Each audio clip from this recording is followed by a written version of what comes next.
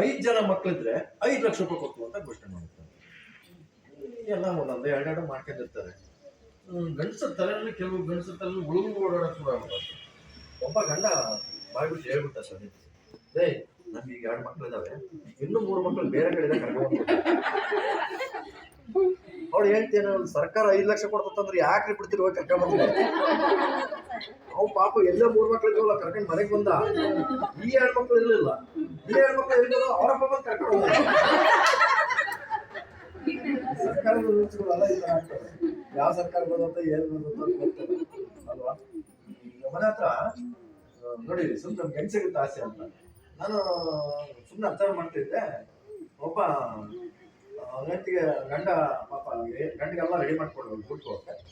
ಅವನು ಊಟದ ಬ್ಯಾಗ್ ಮೇಲೆ ಹಾಕೊಂಡು ಹೆಂಡತಿ ರೋಡಲ್ಲಿ ನಿಂತ್ಕೊಂಡು ದುಡ್ಡು ಹೋಗುವಾಗ ರೋಡಲ್ಲಿ ನಿಂತ್ಕೊಂಡು 3 ಮಕ್ಳ ತಾಯಿಗೆ ಟಾಟಾ ಪ್ರತಿದಿನ ಇನ್ನೋದು ಗಾಡಿ ಸ್ಟಾರ್ಟ್ ಆಗ್ತೈತೆ ಮತ್ತು 3 ಮಕ್ಳ ತಾಯಿಗೆ ಟಾಟಾ.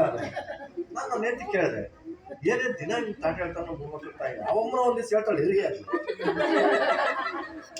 ನೀವು ದಿನ ಹೇಳ್ತಾನಲ್ಲ 3 ಮಕ್ಳ ತಾಯಿಗೆ ಟಾಟಾ, 3 ಮಕ್ಳ ತಾಯಿ ಟಾಟಾ ಅಂತ. ಒಂದ್ ದಿವಸ ಅವಮ್ಮ ಏನ್ ಮಾಡ್ಬಿಡ್ತು, 2 ಮಕ್ಳ ತಂದೆಗೆ ಟಾಟಾ ಅಂತ. ಅಂದ್ರೆ ನಮ್ಗೆ ಈ